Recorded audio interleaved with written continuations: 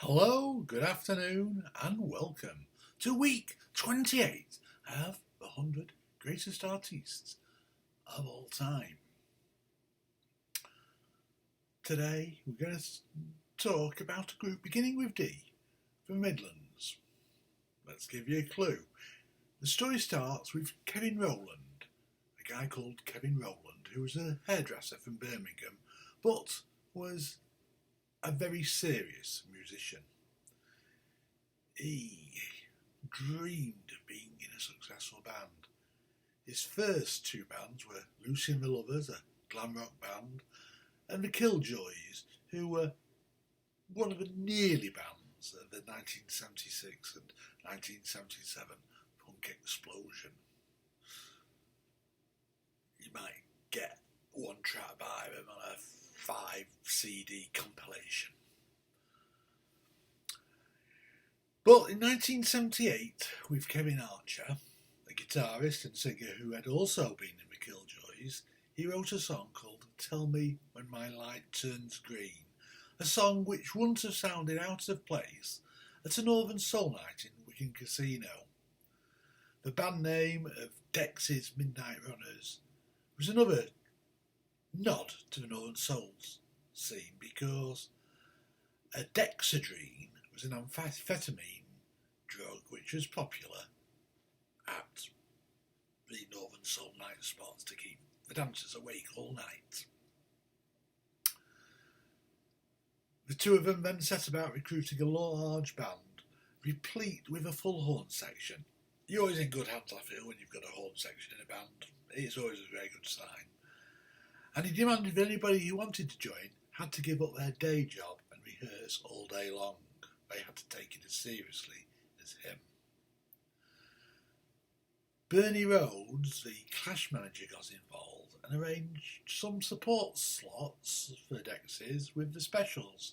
Ska music, courtesy of a two-tone label from nearby Commentary, was a new craze, and there was talk of trying to shoehorn Dexys into that scene. Rowland would have none of it. Burn It Down was the first song they recorded, although at the instigation of Bernie Rhodes, it was reproduced and renamed Dance Dance for release as a single. Single of the week in Sound's music paper, so it was disappointing, but it only reached number 40. Bernie Rhodes was sacked. The next single was a tribute to a soul musician called Gino Washington, whom Rowland's older brother had taken Kevin to see when he was just 11. And another link, a very good link, Kevin Rowland was pleased to have recruited Jeff J.B. Blythe into Dexys. J.B. Blythe had once been part of Gino Washington's Ram Jam band. Gino made number 1. Deservedly so. The debut LP, Searching for the Soul Rebels, was released in July 1980. I mean, the strange thing is, the Dexys did get good press. They were liked by the music press, but they weren't liked enough for Kevin Rowland. He got into some kind of strop and didn't like their failure to give him unalloyed praise all the time. So he stopped doing interviews and took out ads to explain the band's position on various matters. So sales began to suffer. There, My Dear was a top 10 single, but the third single from the album flopped. As I think I've hinted at already, Rowland was a control freak. He told his band what to wear, and ever the perfectionist, he demanded lots of retakes. He won't get along with these YouTube videos I make. Didn't even do a retake when I had a coughing fit last week. Anyway, I digress. That made him not necessarily a joy to work with so not many members of Dexys lasted long. The list of ex-members in Wikipedia is long indeed, and I make no attempt to keep up to date with the ever-changing lineup of the band. 6 left, including even Archer, who had helped Roland write the songs. In effect, Dexys were now a duo, Roland and the trombonist Big Jim Patterson. Roland had Irish roots, Patterson had Scottish roots, so they dubbed themselves the Celtic Soul Brothers.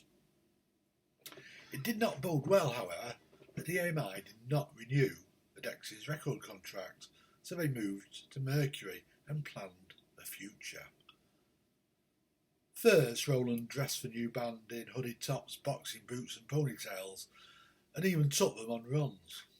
Not what you sign up for when you become a musician in a rock and roll band.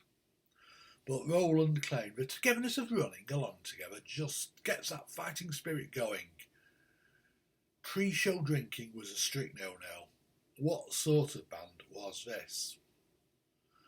But more importantly, he had new music ideas. In particular, he wanted to add strings to the sound, and initially he asked the horn section to learn to play strings too. The live tour that projected Passion Review saw the band on top of their game again.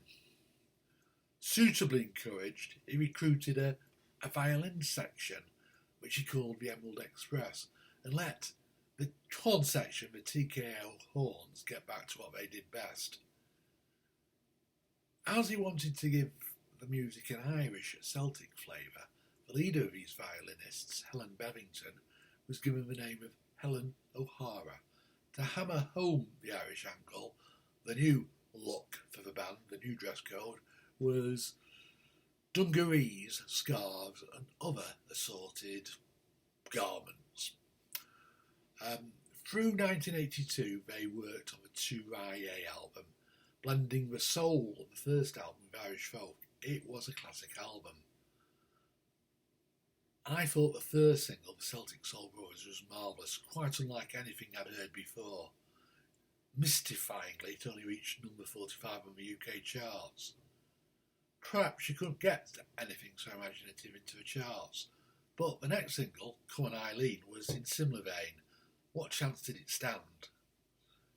Well, a very good chance. Somehow, I don't know why Come On Eileen succeeded where Celtic Soul Brothers failed, but helped along by a live concert on Radio 1 just before release, it reached number 1. It broke Dexys in the USA, it went number 1 there too.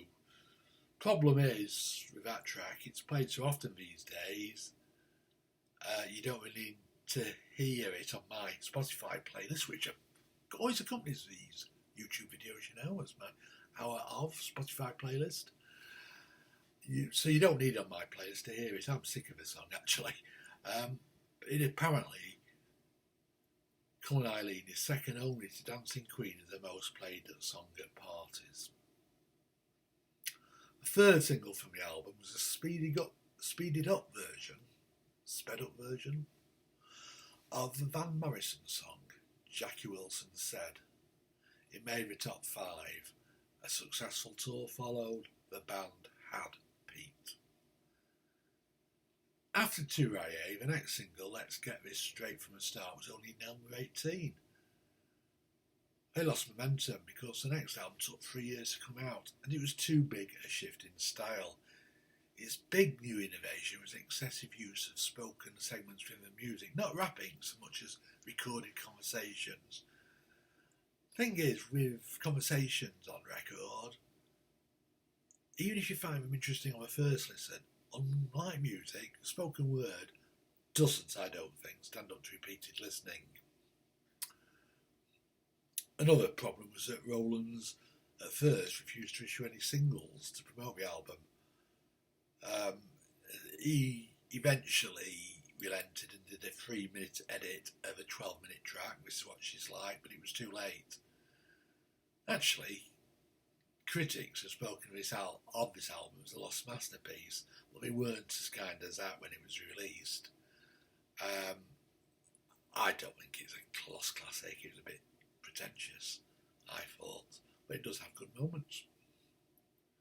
There was one last hit for Dexys in 1986 when they did Because of You, which was the theme tune to a popular TV comedy of the day, Brush Strokes, and the band disbanded in 1987. that's more or less it. Roland went solo but suffered from depression, drug addiction and financial problems, and in 1991 he became bankrupt. In 93 and 94 he went into rehab. He did return in 97 as a solo performer, recording the last Dexys album. This time the critics did like it, but it still didn't sell. And then in 1999 he did My Beauty, an album of covers. The sleeve art attracted more attention than music because on it he chose to wear a dress, which was raised a lot more eyebrows in 1999 than it would do in 2021, let me tell you.